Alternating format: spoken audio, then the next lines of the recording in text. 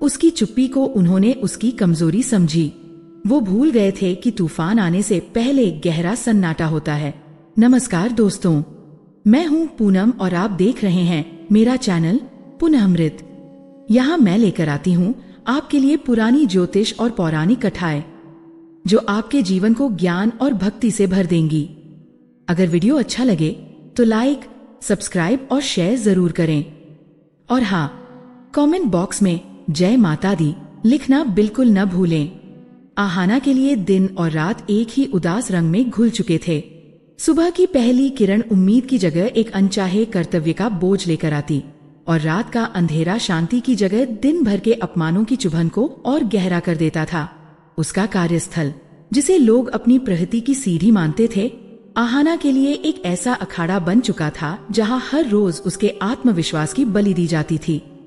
वह एक अदृश्य बन चुकी थी, एक ऐसी परछाई जिसकी उपस्थिति केवल तब महसूस की जाती जब किसी को अपनी गलतियों का ठीकरा फोड़ने के लिए एक नरम कंधा चाहिए होता। कॉन्फ्रेंस रूम की ठंडी कृत्रिम रोशनी में आज फिर वही नाटक दोहराया जा रहा था। उसके बॉस मिस्टर शर्मा की भारी आवाज कमरे में गूंज रही थी और वे उस प्रोजेक्ट की सफलता का सहरा पूरी टीम के सिर बांध रहे थे, जबकि आहाना जानती थी कि उस प्रोजेक्ट की आत्मा, उसका मूल विचार, उसकी रातों की मेहनत का नतीजा था। उसने पिछले 2 हफ्ते अपनी नींद और सुकून को ताक पर रखकर उन फाइलों में जान फूंकी थी, लेकिन आज जब तालियां बज रही थीं, तो उसका नाम किसी के होठों पर नहीं था। श्रेय उसे मिल रहा था जिसने उसके काम को बस एक नई फाइल में सजाकर पेश कर दिया था। आहाना ने नजरें उठाकर मिस्टर शर्मा को देखा, जो उसकी आंखों में झांकने से कतरा रहे थे। वह जानती थी क्यों। वे दोनों जानते थे कि सच क्या है, पर सच की आवाज अक्सर ओहदे की बुलंदी के नीचे दब जाती है। मीटिंग खत्म होने के बाद सब एक दूसरे को बधाई दे रहे थे। कहकहों के उस शोर में आहाना की चुप्पी किसी को सुनाई नहीं दी। वह अपनी कुर्सी पर पत्थर की मूर्ति की तरह बैठी रही, उसका कलेजा किसी ने ठंडे हाथों से भींच लिया हो। एक सवाल उसके भीतर जहर की तरह फैल रहा था, मैं ही क्यों? क्या उसकी प्रतिभा में कोई कमी थी, या उसकी आवाज में वो खनक नहीं थी जो दुनिया सुनना चाहती है, या शायद वह बस इस बेरहम दुनिया के लिए बनी ही नहीं थी। वह जब ऑफिस से बाहर निकली तो शाम ढल चुकी थी, शहर की बत्तियां जल चुकी थीं, लेकिन उसके मन का अंधेरा और घना हो गया था। बस की भीड़ में धक्के खाते हुए उसे लगा जैसे वह कोई इंसान नहीं, बल्कि एक निर्जीव वस्तु है जिसे दुनिया अपनी मर्जी से कहीं भी धकेल सकती है। घर पहुंचने तक उसकी सारी ऊर्जा खत्म हो चुकी थी। उसका घर, जो कभी उसका सुकून का कोना हुआ करता था, अब उसे एक कैद की तरह लगता था। उसे लगता था जैसे घर की दीवारें भी उसकी खामोश उदासी को सोख कर बोझिल हो गई हैं। हवा में एक अनकहा भारीपन था, जो शायद उसके अपने भीतर की निराशा का ही प्रतिबिंब था। रात का खाना गले से नीचे नहीं उतरा। वह बिना किसी से कुछ कहे अपने कमरे में चली गई, उस ढालीपन के साथ जो अब उसका सबसे वफादार साथी बन चुका था। अगले कुछ दिन इसी धुंध में बीते। हर दिन अपमान का एक नया घूंट, हर रात निराशा की एक नई लहर। उसका आत्मविश्वास कांच के किसी खिलौने की तरह टूटकर बिखर चुका था। उसे लगने लगा था कि वह कभी इस चक्रव्यूह से बाहर नहीं निकल पाएगी। शनिवार की एक अलसाई दोपहर, जब घर में सब आराम कर रहे थे, आहाना ने खुद को इस घुटन से बाहर निकालने का एक जरिया ढूंढा। उसने अपनी दादी का पुराना धूल भरा संदूक साफ करने का फैसला किया। वह संदूक सालों से अटारी के एक कोने में पड़ा था, जैसे अतीत की स्मृतियों का कोई खजाना जिसे सब भूल चुके हों। वह भारी संदूक को घसीटकर कमरे के बीच में ले आई। उसकी लकड़ी पुरानी और स्याह पड़ चुकी थी और उस पर पीतल की नक्काशी फीकी पड़ गई थी। उसने जोर लगाकर जंग लगी चिटकनी खोली। एक धीमी चर की आवाज के साथ संदूक का ढक्कन खुला और भीतर से कपूर, पुरानी सिल्क की साड़ियों और सूखे पत्तों की मिलीजुली गंध हवा में फैल गई, जैसे किसी भूली हुई कहानी ने सांस ली हो।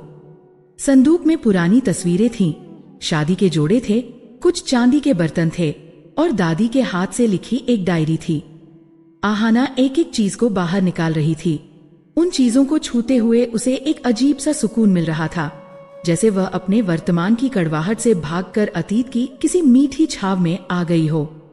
तभी उसकी उंगलियों ने किसी ठंडी भारी धातु को छुआ। उसने रेशमी कपड़ों के ढेर के नीचे से उसे बाहर निकाला। वह पीतल की एक छोटी सी मूर्ति थी, एक सिंह की मूर्ति। वह मुश्किल से उसकी हथेली जितनी बड़ी थी, लेकिन उसे बनाने वाले कारीगर ने उसमें गजब की जान फूंक दी थी। सिंह का शरीर तना हुआ था, उसकी गर्दन के बाल हवा में लहरा रहे थे और उसका मुंह खुला था, जैसे वह किसी अदृश्य शत्रु पर दहाड़ने ही वाला हो। उसकी आंखों में एक अजीब सी दृढ़ता थी। मूर्ति पुरानी थी, कई जगहों से पीतल का रंग काला पड़ गया था, लेकिन उसकी बनावट में एक शाही अंदाज था, एक अदम्य शक्ति का एहसास था। आहाना उसे घुमा फिराकर देख ही रही थी कि उसकी नजर एक छोटी सी मुड़ी तुड़ी चीज पर पड़ी जो मूर्ति के नीचे दबी थी।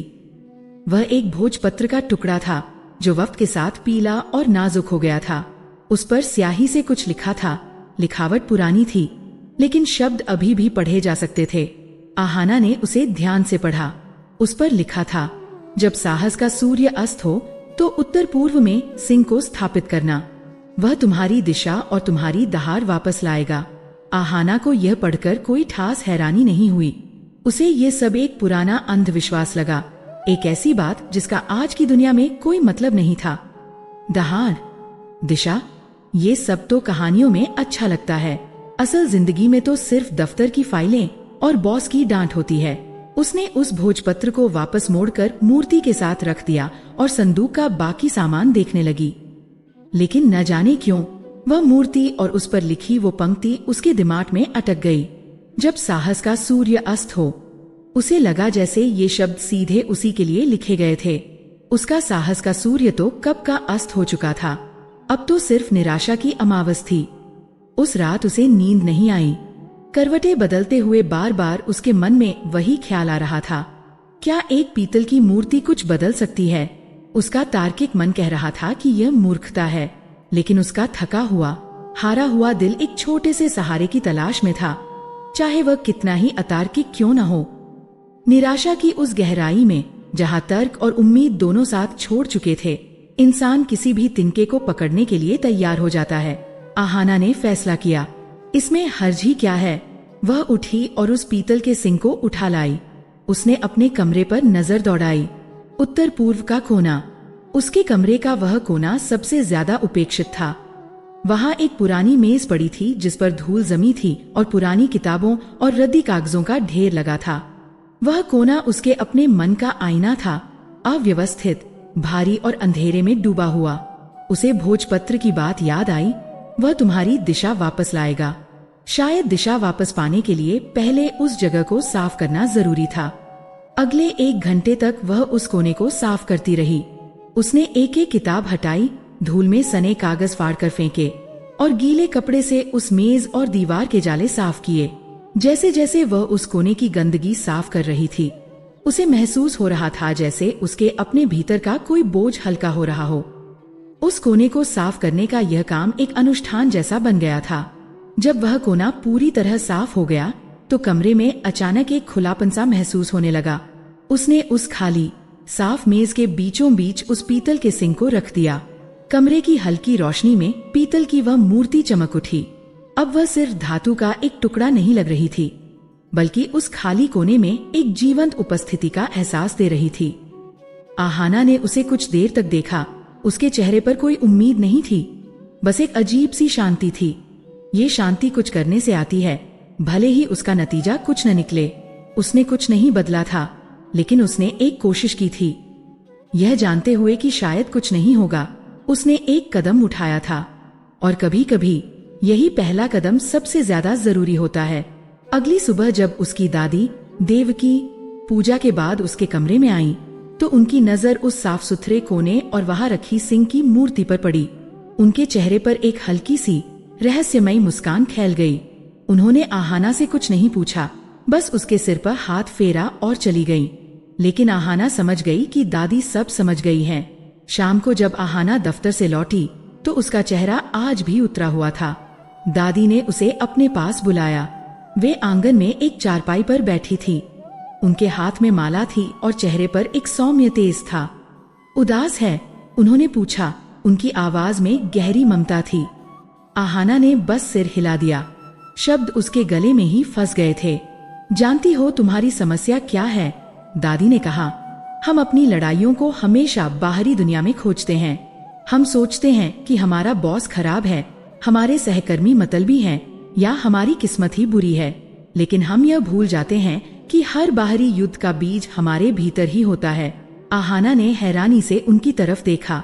तुम्हारी जन्म पत्री में मंगल ग्रह कुछ निर्बल है, दादी ने सहजता से कहा, जैसे वह किसी मौसम की बात कर रही हो। मंगल सिर्फ एक ग्रह नहीं है बेटी, वह हमारे भीतर की अग्नि है, साहस की, पराक्रम की, अपने हट के लिए खड़े होने की हिम्मत की। जब यह अग्नि मंद पड़ जाती है तो इंसान अन्याय सहना सीख लेता है। वह अपनी बात कहने से डरता है, उसे लगता है कि चुप रहने में ही भलाई है। वह अपनी ही नजरों में छोटा होता जाता है और दुनिया उसे और छोटा बना देती है। आहाना को लगा जैसे दादी कोई पहेली नहीं बल्कि उसकी जिंदगी का सच बयान कर रही थी। और तुम्हारा घर, दादी ने एक पल रुककर कहा, हर घर की एक आत्मा होती है, एक ऊर्जा होती है। घर का उत्तर पूर्व कोना, जिसे ईशान कोण कहते हैं, वह देवताओं का स्थान है। वह घर का मस्तिष्क है। वहीं से विवेक, ज्ञान और मानसिक स्पष्टता की ऊर्जा घर में प्रवेश करती है। सोचो, अगर किसी घर का मस्तिष्क ही बंद हो, भारी सामान से दबा हो या गंदगी से भरा हो तो क्या होगा? उस घर में रहने वाले इंसान का विवेक भी काम करना बंद कर देगा। वह सही और गलत का फैसला नहीं कर पाएगा।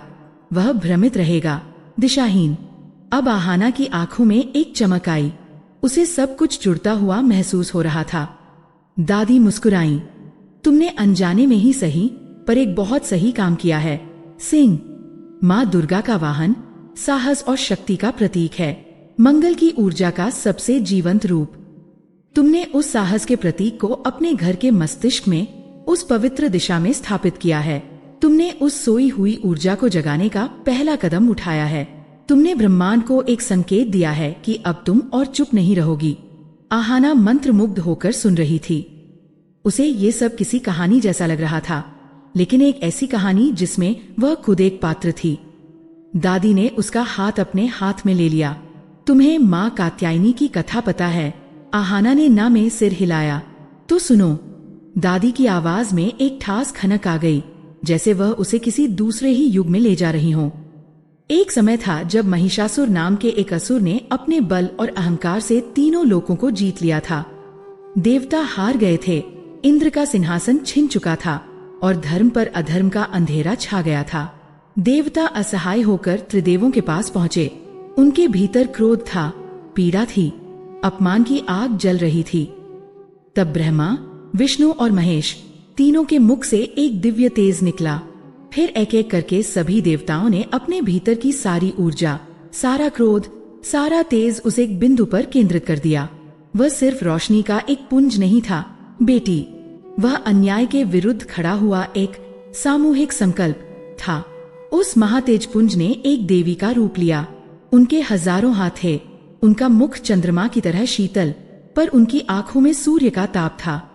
क्योंकि उनकी सबसे पहली पूजा महर्षि कात्यायन ने की, इसलिए वह कहलाई कात्यायनी। वह किसी एक देवता की रचना नहीं थी, वह किसी एक की शक्ति नहीं थी, वह देवताओं की हताशा, उनके अपमान और उनकी एकजुट इच्छा शक्ति की ज्वाला थी। उनका जन्म ही धर्म की स्थापना के लिए हुआ था, अन्याय को मिटाने के लिए हुआ था। दादी की आंखों में एक अनोखी चमक थी।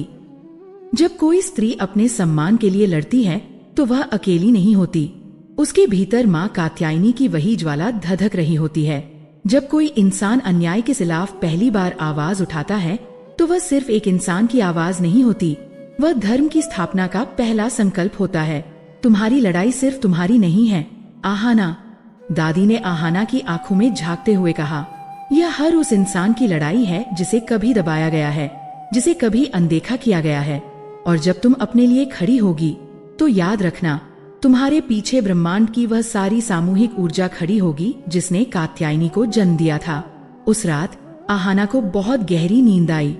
बरसों बाद वह बिना किसी बोझ के सोई थी। उसके सपनों में कोई दफ्तर या कोई बॉस नहीं था, बस एक दिव्य रोशनी थी और एक सिंह की दहाड़ थी जो दूर कहीं से आ रही थी। अगला दिन सोमवार था, वही दफ्तर, वही लोग, वही माहौल, लेकिन आज कुछ अलग था। आज आहाना के कदमों में एक नई दृढ़ता थी। उसकी नजरें झुकी हुई नहीं थी। टीम मीटिंग के दौरान मिस्टर शर्मा ने उसके एक सुझाव को बिना सोचे समझे खारिज कर दिया। हर बार की तरह कमरा सन्नाटे में डूब गया। सब जानते थे कि ये अपमानजनक था। हर बार की तरह आहाना का चेहरा शर्म से लाल हो गया और आंखें जमीन में गड़ गईं। वह चुपचाप बैठ जाती, अपने आंसुओं को भीतर ही पीकर। लेकिन आज कुछ और हुआ। उसके भीतर अपमान की वही आग जली, लेकिन आज उस आग को एक नई दिशा मिल गई थी। उसे अपनी दादी के शब्द याद आए, संकल्प की ज्वाला। उसे उस पीतल के सिंह की छवि दिखाई दी जो अपने कोने में दहाड़ने को तैयार खड़ा था। उसे माँ कात्यायनी का वह रूप याद आया जो समस्त देवताओं के तेज से जन्मी थी। उसका दिल जोर जोर से धड़क रहा था, हथेलियां पसीज रही थी, गला सूख रहा था। डर उसे वापस अपनी पुरानी चुप्पी की ओर खींच रहा था। लेकिन आज डर से ज्यादा शक्तिशाली एक और एहसास था, आत्मसम्मान का एहसास। उसने एक गहरी सांस ली। उसकी आवाज निकली, पहले तो थोड़ी कांपी, लेकिन फिर स्थिर हो गई। सर, सम्मान के साथ कहना चाहूंगी कि ये विचार मूर्खतापूर्ण नहीं है। पूरे कमरे में एक गहरा सन्नाटा छा गया। सब उसे घूर रहे थे, जैसे उन्होंने कोई भूत देख लिया हो। मिस्टर शर्मा की आंखें हैरानी से खेल गईं। आहाना ने बोलना जारी रखा। उसकी आवाज अब और साफ और दृढ़ थी। अगर आप मुझे सिर्फ 2 मिनट दें तो मैं आंकड़ों के साथ ये साबित कर सकती हूँ कि ये दृष्टिकोण न सिर्फ हमारे समय को बचाएगा, बल्कि हमारी लागत को भी 10% तक कम कर सकता है। वह जीती या हारी, ये महत्वपूर्ण नहीं था। मिस्टर शर्मा ने उसकी बात सुनी या नहीं, यह भी महत्वपूर्ण नहीं था। महत्वपूर्ण ये था कि उसने बोला था। उसने अपनी चुप्पी की मोटी दीवार को तोड़ दिया था। उसने अपने अपमान की अग्नि को अपनी कमजोरी नहीं, बल्कि अपने संकल्प की ज्वाला बना लिया था। अन्याय के घने अंधकार में यह एक छोटी सी चिंगारी थी, लेकिन यह पहली ज्वाला थी, और एक जंगल को जलाने के लिए एक ज्वाला ही काफी होती है। आहाना के उस एक वाक्य ने, जो मुश्किल से 10 सेकंड तक बोला गया था, कॉन्फ्रेंस रूम की शांत वातानुकूलित हवा में एक विस्फोट कर दिया था। उस एक पल के लिए जब उसने दृढ़ता से अपनी बात रखी तो समय जैसे थम सा गया था। लेकिन जैसे ही मीटिंग खत्म हुई और लोग अपनी अपनी कुर्सियों से उठे, आहाना को उस विस्फोट के बाद के झटके महसूस होने लगे। भूचाल आ चुका था। जो सहकर्मी कल तक दबी जुबान में उसकी प्रतिभा की तारीफ करते थे, अब उससे नजरें चुरा रहे थे। उनकी आंखों में प्रशंसा नहीं, बल्कि एक तरह का डर था, जैसे आहाना ने किसी सोए हुए ज्वालामुखी को छेड़ दिया हो और अब वे सब उसके लावा की चपेट में आने से डर रहे हों। मिस्टर शर्मा ने उस दिन उससे कोई बात नहीं की। उन्होंने उसे पूरी तरह से नजरअंदाज कर दिया, जैसे वह उस कमरे में मौजूद ही न हो। यह चुप्पी किसी भी चीख से ज्यादा भयानक थी। यह अपमान की एक नई परत थी, जो उसे ये एहसास दिलाने के लिए थी कि उसकी आवाज का कोई वजूद नहीं है, और अगर वह आवाज उठाएगी तो उसे अदृश्य बना दिया जाएगा। अगले दिन से लड़ाई और भी सीधी और क्रूर हो गई। एक महत्वपूर्ण प्रोजेक्ट जिसकी नींव आहाना ने रखी थी, उसे लेकर उस लड़के को दे दिया गया जो हमेशा मिस्टर शर्मा की हाँ में हाँ मिलाता था। उसे कारण नहीं बताया गया, बस एक सुबह उसके कंप्यूटर पर एक ईमेल आया जिसमें उसे प्रोजेक्ट की फाइलों को हैंड ओवर करने का निर्देश था। यह एक पेशेवर तमाचा था जो पूरी टीम के सामने मारा गया था। दोपहर में जब वह कैफेटेरिया में लंच के लिए गई, तो जिस मेज पर वह रोज अपने तथाकथित दोस्तों के साथ बैठती थी, वहां आज कोई जगह खाली नहीं थी, या शायद जानबूझकर नहीं छोड़ी गई थी। लोगों के फुसफुसाने की आवाजें उसके कानों तक पहुंच रही थीं। बहुत हिम्मत दिखा रही थी। कोई कह रहा था, शर्मा सर से पंगा लेना बेवकूफी है। दूसरा फुसफुसाया। वह एक भरी हुई मेज से दूसरी भरी हुई मेज तक भटकती रही और अंत में एक खाली कोने में अकेले बैठकर अपना ठंडा हो चुका खाना खाने लगी। हर निवाला उसके गले में कांटे की तरह चुभ रहा था। यह अकेलापन, यह सामाजिक बहिष्कार किसी भी डांट या फटकार से ज्यादा दर्दनाक था। उस शाम घर लौटते हुए उसे लगा जैसे उसकी सारी हिम्मत जवाब दे गई है। वह एक छोटी सी जीत का जश्न मनाने चली थी, लेकिन बदले में उसे एक बड़ी हार का सामना करना पड़ रहा था। कमरा वही था, उत्तर पूर्व के कोने में रखा पीतल का सिंह भी अपनी जगह पर था, लेकिन आज आहाना की नजर में उसमें कोई शक्ति नहीं थी। उसे वह महज धातु का एक बेजान टुकड़ा लग रहा था, एक झूठी उम्मीद का प्रतीक। वह बिस्तर पर औंधे मुंह गिर पड़ी और उसके भीतर हफ्तों से जमा हुआ बांध टूट गया। वह फूट फूट कर रो पड़ी। ये क्या कर दिया उसने? क्यों एक पल के झूठे स्वाभिमान के लिए उसने अपनी शांति भंग कर दी? चुप रहना ही बेहतर था। कम से कम लोग उससे बात तो करते थे, उसे अपने समूह का हिस्सा तो समझते थे। आज उसने अपनी आवाज पाई, लेकिन उस आवाज की कीमत उसे अपना वजूद खोकर चुकानी पड़ रही थी। उसे लगा कि उसकी दादी ने उसे एक ऐसे रास्ते पर धकेल दिया है जहां सिर्फ कांटे हैं। क्या हुआ? दादी की शांत आवाज ने उसे चौंका दिया। वे न जाने कब से दरवाजे पर खड़ी थीं। आहाना ने जल्दी से अपने आंसू पोंछे, लेकिन उसकी लाल आंखें और सिसकियों से कांपता शरीर सब कुछ बयां कर रहा था। दादी उसके पास आकर बैठ गई और उसकी पीठ पर हाथ फेरने लगी। उनका स्पर्श हमेशा की तरह शांत और दिलासा देने वाला था। मैंने गलती कर दी, दादी, आहाना ने सिसकते हुए कहा। मुझे चुप रहना चाहिए था। अब सब मुझसे नफरत करते हैं। मैं अकेली पड़ गई हूँ। दादी ने एक गहरी सांस ली। जब कात्यायनी महिषासुर से युद्ध करने गईं, तो क्या तुम्हें लगता है कि सारे असुरों ने फूलों की माला लेकर उनका स्वागत किया होगा? उन्होंने भी उन पर पत्थर फेंके होंगे, उनका उपहास उड़ाया होगा, उन्हें अकेला करने की हर संभव कोशिश की होगी। महिषासुर एक व्यक्ति नहीं है बेटी, वह अहंकार की, अन्याय की एक प्रवृत्ति है। जब तुम उस प्रवृत्ति को चुनौती देती हो, तो वह अपनी पूरी ताकत से पलटवार करती है। वह तुम्हें डराती है, तुम्हें अकेला करती है, तुम्हें तोड़कर यह विश्वास दिलाना चाहती है कि तुम गलत हो और वह सही। उन्होंने आहाना का चेहरा ऊपर उठाया और उसकी आंखों में झांका। कात्यायनी ने महिषासुर को एक दिन में नहीं हराया था, उन्होंने 9 दिन तक युद्ध किया था। हर दिन एक नई चुनौती थी, हर दिन असुर एक नया और ज्यादा भयानक रूप लेकर आता था। तुम्हारा युद्ध अभी शुरू हुआ है। पहली ज्वाला जलाने के बाद उसे तूफान से बचाना पड़ता है। अब तुम्हें अपनी ऊर्जा को बिखेरना नहीं, बल्कि उसे केंद्रित करना होगा। अपने अस्त्रों को पहचानना होगा। आहाना ने उलझन से पूछा, अस्त्र? मेरे पास क्या है? तुम्हारे पास सब कुछ है, दादी मुस्कुराई। बस तुम्हें उसे साधना सीखना होगा। उस दिन के बाद आहाना की दिनचर्या में एक नया अध्याय जुड़ गया। दादी ने उसे समझाया कि बाहरी दुनिया से लड़ने के लिए पहले अपने भीतर की दुनिया को मजबूत करना पड़ता है। हर मंगलवार दादी ने उसे निर्देश दिया, जब सूर्योदय हो रहा हो तब स्नान करके बैठना और देवी कात्यायन्य नमः मंत्र का 108 बार जाप करना। मंगलवार मंगल ग्रह का दिन है, तुम्हारी जन्म पत्री का वही ग्रह जो तुम्हारे साहस को नियंत्रित करता है। और यह मंत्र कोई साधारण शब्द नहीं है, ये तुम्हारे भीतर सोए हुए उसी मंगल को, उसी साहस को जागृत करने की कुंजी है। पहला मंगलवार आया। आहाना सुबह जल्दी उठी। उसका मन अभी भी शंकाओं से भरा था। क्या सिर्फ कुछ शब्द बोलने से कुछ बदल सकता है? फिर भी दादी पर भरोसे और अपनी निराशा के कारण वह एक साफ आसन पर बैठ गई। उसने अपनी आंखें बंद की और पहला मंत्र बोला। उसका मन तुरंत दफ्तर की ओर भागा। मिस्टर शर्मा का चेहरा सामने आ गया। देवी, उसे अपने सहकर्मियों के ताने याद आ गए। कात्यायन्य, उसका ध्यान बार बार भटक रहा था। ये बहुत मुश्किल था, लेकिन उसने हार नहीं मानी। वह मंत्र दोहराती रही, धीरे धीरे, जैसे कोई शांत नदी किसी मैली झील में मिलती है। मंत्र की ध्वनि की लय उसके अशांत विचारों पर हावी होने लगी। उसने मंत्र के अर्थ पर ध्यान केंद्रित करने की कोशिश की, जैसा दादी ने समझाया था। यह सिर्फ एक मंत्र नहीं, ये तुम्हारे अवचेतन मन को यह संदेश देना है कि मैं शक्तिशाली हूँ। यह एक आत्म घोषणा है। जैसे जैसे जाप आगे बढ़ा, उसने अपने शरीर में एक अजीब सी सनसनाहट महसूस की, एक हल्की सी गर्मी जो उसकी नाभि के पास केंद्रित थी। दादी ने उसे मणिपुर चक्र के बारे में बताया था, इच्छा शक्ति और आत्मसम्मान का केंद्र। उन्होंने कहा था, मंत्र की ध्वनि तरंगें तुम्हारे मस्तिष्क और शरीर में ऊर्जा के पैटर्न को बदलती हैं।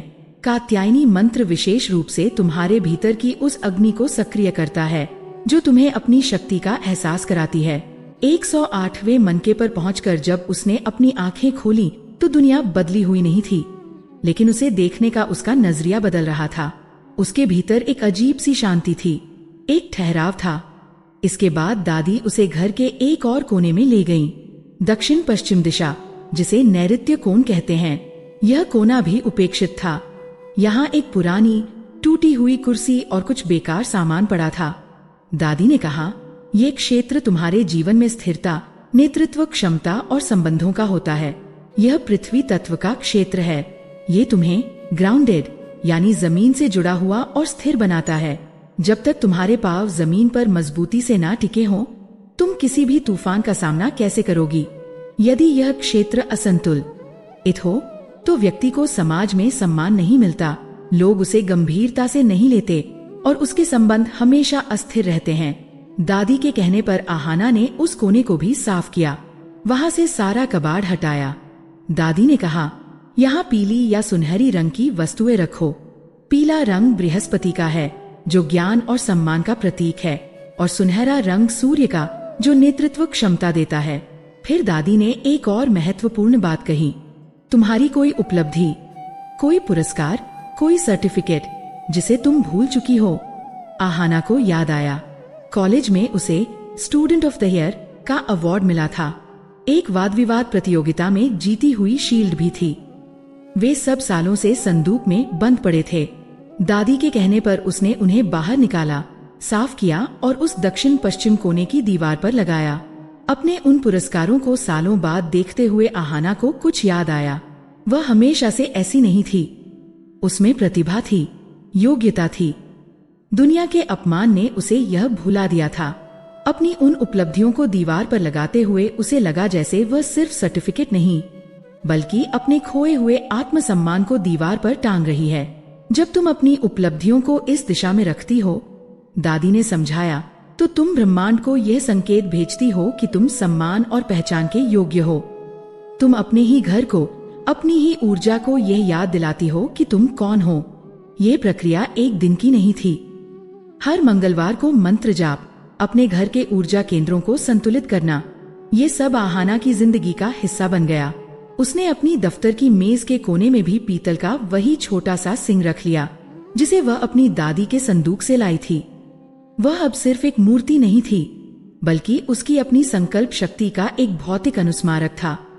जब भी उसका आत्मविश्वास डगमगाता, वह उसे देख लेती और उसे अपनी दादी की बातें याद आ जाती। धीरे धीरे लेकिन निश्चित रूप से उसके भीतर बदलाव आने लगे।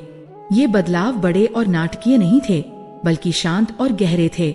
अब जब कोई सहकर्मी उस पर ताना कसता, तो उसकी आंखों में आंसू नहीं आते थे। उसे गुस्सा भी नहीं आता था, बल्कि एक अजीब सी शांति के साथ वह सिर्फ मुस्कुरा देती, और उसकी ये शांत मुस्कान सामने वाले को निहत्था कर देती थी। जब मिस्टर शर्मा उसे सबके सामने डांटते, तो वह कांपती नहीं थी। वह चुपचाप उनकी बात सुनती और फिर बहुत ही शांत और स्थिर आवाज में सिर्फ तथ्यों और तर्क के साथ जवाब देती। सर, जैसा कि आप इस रिपोर्ट के पेज नंबर 5 पर देख सकते हैं, ये डेटा पिछले महीने ही स्वीकृत किया गया था। उसकी आवाज में अब कोई कड़वाहट या डर नहीं था, सिर्फ और सिर्फ तथ्य थे। भावनाओं की जगह तर्क ने ले ली थी, प्रतिक्रिया की जगह प्रतिक्रियात्मक कार्रवाई ने। वह अब अपमान पर रोती नहीं थी, बल्कि उसे एक सूचना की तरह दर्ज कर लेती थी। वह हर निर्देश को ईमेल पर मंगवाती, हर बातचीत का दस्तावेजीकरण करती। वह अब एक भावनात्मक लक्ष्य नहीं थी, बल्कि एक पेशेवर थी जो अपने काम और अपने सम्मान की सीमाओं को समझती थी। उसके भीतर एक अद्भुत शांति और आत्मविश्वास घर करने लगा था। यह वह आत्मविश्वास नहीं था जो चीख चीख कर अपनी मौजूदगी का एहसास कराए, बल्कि यह वह शांत आत्मविश्वास था जो एक गहरे समुद्र की तरह होता है, जिसकी सतह पर लहरें हो सकती हैं, लेकिन गहराइयों में अथाह शांति और स्थिरता होती है। युद्ध अभी खत्म नहीं हुआ था। मिस्टर शर्मा अभी भी उसके रास्ते में रोड़े अटका रहे थे, और सहकर्मी अभी भी दूरी बनाए हुए थे। बाहरी दुनिया में कुछ खास नहीं बदला था, लेकिन आहाना की भीतरी दुनिया पूरी तरह से रूपांतरित हो चुकी थी। उसने स्वयं की शक्ति को पहचान लिया था। वह समझ गई थी कि असली लड़ाई दफ्तर के कॉन्फ्रेंस रूम में नहीं, बल्कि मन के भीतर लड़ी जाती है, और उस लड़ाई में वह अब निहत्थी नहीं थी। उसके पास मंत्र का अस्त्र था, वास्तु का कवच था, और अपनी दादी के ज्ञान का मार्गदर्शन था। वह अब एक पीड़िता नहीं थी जो लहरों के थपेड़े खा रही थी। बल्कि वह एक योद्धा थी जिसने अपनी नाव की पतवार अपने हाथों में ले ली थी। तूफान अभी भी चारों ओर था, लेकिन अब वह जानती थी कि उसे अपनी नाव को किस दिशा में ले जाना है। महीने बीत गए। आहाना के भीतर जो रूपांतरण हुआ था वह अब उसकी बाहरी दुनिया में भी प्रतिबिंबित होने लगा था। दफ्तर में हवा का रुख बदल चुका था। उसकी शांत दृढ़ता और काम के प्रति असाधारण समर्पण ने उसे एक नई पहचान दी थी। अब लोग उससे नजरें नहीं चुराते थे, बल्कि सलाह लेने के लिए उसके पास आते थे। फुसफुसाहटें अब भी होती थी, लेकिन अब वे उपहास की नहीं, बल्कि एक दबे हुए सम्मान की होती थी। मिस्टर शर्मा अभी भी उसके बॉस थे, लेकिन अब उनके बीच एक अदृश्य रेखा खिंच चुकी थी। वह जानते थे कि आहाना अब कांच की गुड़िया नहीं, बल्कि एक चट्टान है जिसे टकराने पर चोट उन्हें ही लगेगी। वह मौके की तलाश में थे, एक ऐसे मौके की जहां वह उसे अंतिम और निर्णायक रूप से तोड़ सकें। और वह मौका उन्हें मिला, ओमेगा प्रोजेक्ट के रूप में। यह कंपनी के इतिहास का सबसे बड़ा और महत्वाकांक्षी प्रोजेक्ट था, जिसमें करोड़ों का निवेश और कंपनी की प्रतिष्ठा दांव पर लगी थी। प्रोजेक्ट का नेतृत्व मिस्टर शर्मा कर रहे थे, लेकिन उसका एक सबसे महत्वपूर्ण और तकनीकी रूप से जटिल मॉड्यूल आहाना और उसकी छोटी सी टीम के जिम्मे था। आहाना ने दिन रात एक करके पूरी निष्ठा के साथ अपना काम समय पर पूरा किया था। हर चरण का दस्तावेजीकरण किया गया, हर मंजूरी ईमेल पर ली गई और अंतिम डिलीवरी सफलतापूर्वक कर दी गई। लेकिन प्रोजेक्ट के दूसरे हिस्से, जो सीधे मिस्टर शर्मा के नियंत्रण में थे, वहां गड़बड़ियां शुरू हो चुकी थी।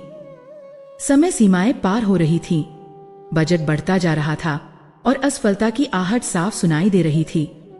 और फिर वह दिन आया, अंतिम टकराव का दिन। कंपनी के सबसे बड़े बोर्डरूम में शीर्ष प्रबंधन और सभी महत्वपूर्ण हितधारक मौजूद थे। महोगनी की विशाल मेज के चारों ओर बैठे हर चेहरे पर तनाव और गंभीरता थी। कमरे की हवा में एक भारीपन था, जैसे किसी बड़े तूफान से पहले का सन्नाटा हो। मिस्टर शर्मा ने अपनी प्रेजेंटेशन शुरू की। उनकी आवाज हमेशा की तरह आत्मविश्वास से भरी थी। उनके हाव भाव में एक अनुभवी खिलाड़ी की सहजता थी। लेकिन जैसे ही वह ओमेगा प्रोजेक्ट के अंतिम आंकड़ों पर पहुंचे, उनके चेहरे पर एक बनावटी निराशा छा गई। उन्होंने एक गहरी सांस ली और घोषणा की कि तमाम कोशिशों के बावजूद प्रोजेक्ट असफल हो गया है, जिससे कंपनी को एक बड़ा वित्तीय घाटा हुआ है। बोर्डरूम में एक खामोशी छा गई। फिर मिस्टर शर्मा ने अपनी चाल चली। उन्होंने बड़ी ही कुशलता से आंकड़ों और चार्ट्स को तोड़ मरोड़ कर पेश करना शुरू किया। उन्होंने विफलता का सारा दोष उस मॉड्यूल पर डाल दिया जिसे आहाना की टीम ने विकसित किया था। उन्होंने कहा, शायद हमारी कुछ रणनीतिक गलतियां थीं। हमने एक अनुभवहीन टीम लीडर पर कुछ ज्यादा ही भरोसा कर लिया। उनकी नजरें सीधी आहाना पर थी। उनकी बातों में जहर घुला हुआ था। शायद कुछ लोगों को जिम्मेदारी समय से पहले दे दी गई। ये एक खुला सार्वजनिक हमला था। उन्होंने उसे न केवल पेशेवर रूप से बल्कि व्यक्तिगत रूप से भी अपमानित करने का कोई मौका नहीं छोड़ा। कमरा एक बार फिर सन्नाटे में डूब गया। सबकी नजरें आहाना पर थीं। वे एक भावनात्मक विस्फोट की उम्मीद कर रहे थे। आंसू, चीख, घबराहट भरी सफाई। वे उस पुरानी आहाना को देखने का इंतजार कर रहे थे जो अपमान के बोझ तले दबकर चुप हो जाती थी। यह उसकी साधना का, उसके रूपांतरण का अंतिम परीक्षण था। लेकिन आज उसकी आंखों में आंसू नहीं थे। उनमें एक अजब सी शांति थी। एक तेज था, जैसे किसी शांत झील की गहराई में हजारों सूर्यों की ऊर्जा समाई हो। उसे अपने भीतर कोई घबराहट महसूस नहीं हुई। उसका दिल धड़क रहा था, लेकिन यह डर की धड़कन नहीं थी। यह एक योद्धा के युद्धनाद की लय थी। उसे अपनी नाभि में ऊर्जा का वही केंद्र महसूस हुआ जो मंत्र जाप से जागृत हुआ था। उसे अपने पैरों तले धरती की वह स्थिरता महसूस हुई जिसे उसने अपने घर के दक्षिण पश्चिम कोने को साध कर पाया था। वह केंद्रित थी। वह अपनी जगह पर खड़ी हुई। उसने कुछ कहा नहीं। उसने शांति से अपना लैपटॉप खोला और उसे प्रोजेक्टर से जोड़ दिया। उसका यह शांत, आत्मविश्वास भरा कदम ही अप्रत्याशित था। कमरे में मौजूद हर व्यक्ति की सांसें थम गईं। स्क्रीन पर उसकी फाइलें खुलीं। उसकी आवाज पूरे कमरे में गूंजी। उसमें घबराहट का लेश मात्र भी नहीं था, सिर्फ दृढ़ता थी। मैं आप सबका ध्यान कुछ तथ्यों की ओर दिलाना चाहूंगी। उसने किसी पर आरोप नहीं लगाया, वह चिल्लाई नहीं। उसने सिर्फ सबूतों को बोलने दिया। यह 12 मई का ईमेल है। उसने स्क्रीन पर एक दस्तावेज दिखाते हुए कहा, जिसमें हमारी टीम द्वारा मॉड्यूल की सफल डिलीवरी और उसके परीक्षण की पुष्टि की गई है। अगली स्लाइड। यह मिस्टर शर्मा की अपनी कोर टीम द्वारा दिया गया साइंफ है, जिसमें हमारे काम को सभी मानकों पर खरा बताया गया है। एक एक करके वह सबको तथ्यों की एक ऐसी यात्रा पर ले गई जहां झूठ के लिए कोई जगह नहीं थी। वह अपने नहीं बल्कि मिस्टर शर्मा के ही आंकड़ों का उपयोग करके उनके झूठ के किले को ध्वस्त कर रही थी। अब आइए 5 जून के इंटीग्रेशन लॉग्स को देखते हैं। उसने एक जटिल चार्ट को स्क्रीन पर दिखाया। जैसा कि आप साफ देख सकते हैं, हमारा मॉड्यूल सिस्टम के साथ सफलतापूर्वक एकीकृत हो गया था। विफलता इसके बाद के चरण में शुरू हुई। अब वह अपनी अंतिम और सबसे शक्तिशाली चाल चलने वाली थी। उसने सिर्फ खुद को निर्दोष साबित नहीं किया, बल्कि उसने उस बड़ी साजिश का पर्दा भी उठा दिया जिसे छिपाने के लिए उसे बलि का बकरा बनाया जा रहा था। विफलता का असली कारण उसकी आवाज शांत लेकिन दृढ़ थी। तकनीकी नहीं बल्कि वित्तीय अनियमितता थी। प्रोजेक्ट के अंतिम चरण में जहां सबसे ज्यादा गुणवत्ता जांच की आवश्यकता थी, वहां का बजट रहस्यमय तरीके से किसी और विभाग को हस्तांतरित कर दिया गया और गुणवत्ता जांच की प्रक्रिया को नजरअंदाज कर दिया गया। उसने स्क्रीन पर कुछ बदली हुई रसीदें और लॉग दिखाए, जिन्हें उसने महीनों की मेहनत से खोज निकाला था। उसने यह नहीं कहा कि मिस्टर शर्मा ने यह किया है, उसने सिर्फ तथ्यों को सामने रखा। इन सभी वित्तीय हस्तांतरणों और गुणवत्ता जांच को रद्द करने के आदेशों पर मिस्टर शर्मा के डिजिटल हस्ताक्षर मौजूद हैं। अब कमरे में मौत जैसा सन्नाटा था। सत्य नग्न रूप में सबके सामने खड़ा था। मिस्टर शर्मा का चेहरा सफेद पड़ चुका था। उनके माथे पर पसीने की बूंदें चमक रही थीं। उनके पास कहने के लिए कुछ नहीं बचा था। इस गहरे सन्नाटे को तोड़ा कंपनी के चेयरमैन की भारी आवाज ने। मिस्टर शर्मा, मैं आपसे अपने ऑफिस में मिलना चाहूंगा। और फिर कुछ ऐसा हुआ जिसकी किसी ने कल्पना नहीं की थी। आहाना की टीम में काम करने वाली एक युवा लड़की, जो हमेशा डरी सहमी रहती थी, अपनी जगह पर खड़ी हुई और उसने धीरे से तालियां बजानी शुरू कर दी। उसे देखकर एक और सहकर्मी खड़ा हुआ और फिर एक एक करके उस बोर्डरूम में मौजूद हर व्यक्ति, जो महीनों से डर के साए में जी रहा था, जो अन्याय को देखकर भी चुप था, आज खड़ा होकर आहाना के लिए तालियां बजा रहा था। यह सिर्फ आहाना की व्यक्तिगत जीत नहीं थी, ये सत्य की जीत थी। ये धर्म की विजय थी। उस शाम जब आहाना घर लौटी तो उसके चेहरे पर थकान नहीं बल्कि एक दिव्य शांति थी। दादी आंगन में बैठी उसका ही इंतजार कर रही थी। आहाना उनके पास बैठ गई और अपना सिर उनकी गोद में रख दिया। उसने कुछ कहा नहीं, दादी ने कुछ पूछा नहीं। वे दोनों खामोशी में ही सब कुछ समझ रही थीं। कुछ देर बाद आहाना ने सिर उठाया। दादी, आज जब मैं उन सबके सामने खड़ी थी तो मुझे मिस्टर शर्मा पर बिल्कुल भी क्रोध नहीं आया। मुझे सिर्फ ये लग रहा था कि सच सामने आना चाहिए, बस। दादी मुस्कुराई। उनकी आंखों में आंसू चमक रहे थे, लेकिन ये खुशी के आंसू थे। आज तुम कात्यायनी के असली तत्व को समझ गई हो, बेटी। उनकी वीरता सिर्फ असुर का संहार करने में नहीं है। महिषासुर का वध उनका लक्ष्य नहीं, बल्कि धर्म की स्थापना का एक साधन मात्र था। उन्होंने ये युद्ध किसी व्यक्तिगत घृणा या क्रोध के कारण नहीं लड़ा, बल्कि ब्रह्मांड के बिगड़ चुके संतुलन को फिर से स्थापित करने के लिए लड़ा। आज तुमने भी वही किया। तुमने बदला लेने के लिए नहीं, बल्कि सत्य को स्थापित करने के लिए लड़ाई लड़ी। तुमने क्रोध से नहीं, विवेक से युद्ध जीता। यही असली वीरता है। दादी ने उसका हाथ अपने हाथ में ले लिया। तुमने अपनी साधना पूरी कर ली है। अब इन अंतिम सूत्रों को अपने जीवन का आधार बना लेना और हमेशा याद रखना। पहला सूत्र वास्तु का है। उन्होंने कहा, अब तक तुम घर के भीतर की ऊर्जा को ठीक कर रही थी, लेकिन जीवन की गुणवत्ता इस पर भी निर्भर करती है कि तुम अपने जीवन में किसे और किस चीज को प्रवेश करने देती हो। घर का मुख्य द्वार सिर्फ एक दरवाजा नहीं, बल्कि तुम्हारे जीवन में आने वाले अवसरों का प्रवेश द्वार है। इसे हमेशा साफ सुथरा, सुंदर और सकारात्मक रखना। यहाँ स्वस्तिक का चिन्ह लगाना, ये सिर्फ एक प्रतीक नहीं, बल्कि एक फिल्टर है, एक प्रार्थना है कि हे ब्रह्मांड, मेरे जीवन में केवल सही अवसर, सही विचार और सही लोग ही प्रवेश करें। और दूसरा सूत्र ज्योतिष का है, जो सबसे गहरा है। दादी ने कहा, लोग अपनी कुंडली देखकर ग्रहों से डरते रहते हैं। वे सोचते हैं कि उनकी नियति पत्थरों और ग्रहों की स्थिति में लिखी है, लेकिन वे भूल जाते हैं कि कुंडली सिर्फ तुम्हारे पिछले कर्मों का एक नक्शा है। तुम्हारा वर्तमान कर्म, तुम्हारा स्वतंत्र संकल्प, वह गाड़ी है जो उस नक्शे पर चलेगी। जब तुम धर्म, सत्य और साहस का मार्ग चुनती हो, तो तुम स्वयं को ब्रह्मांड के उस नियम से जोड़ लेती हो जो सबसे शक्तिशाली है। तब सबसे कमजोर और अशुभ माना जाने वाला ग्रह भी तुम्हारा रास्ता रोकने की हिम्मत नहीं कर सकता। वह विवश हो जाता है तुम्हें सहयोग करने के लिए। तुम्हारा साहस, तुम्हारी सच्चाई, तुम्हारा विवेक, यही तुम्हारा सबसे बड़ा ज्योतिषीय उपाय है। तुम्हारा कर्म ही तुम्हारी असली कुंडली है। आहाना ने न केवल अपनी नौकरी में वह सम्मान हासिल किया जिसकी वह हकदार थी, बल्कि उसने अपने आसपास की दुनिया को भी बदल दिया। उस मीटिंग के बाद कंपनी में एक नई नीति लागू की गई ताकि कोई भी अपनी शक्ति का दुरुपयोग न कर सके।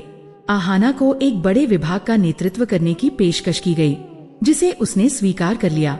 लेकिन उसकी सबसे बड़ी जीत ये थी कि उसने कई और लड़कियों को, जो चुपचाप अन्याय सह रही थी, अपने अधिकारों के लिए लड़ने की प्रेरणा दी। उसने अपनी पहचान किसी की दया या किसी पद से नहीं, बल्कि अपने साहस और सत्य से बनाई थी।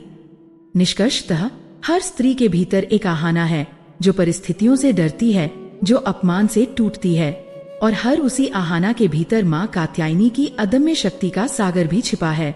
उस शक्ति को बस जागृत करने की आवश्यकता है। अपने घर की ऊर्जा को संतुलित करके, अपने ग्रहों की प्रतीकात्मक शक्ति को समझकर, और सबसे महत्वपूर्ण, अन्याय के खिलाफ अपनी आवाज उठाकर। जब आप अपने सम्मान के लिए खड़ी होती हैं, तो याद रखें, आपकी लड़ाई सिर्फ आपकी अकेले की नहीं है। ये धर्म की लड़ाई है, ये सत्य की लड़ाई है, और इस लड़ाई में संपूर्ण ब्रह्मांड आपकी सहायता के लिए विवश हो जाता है।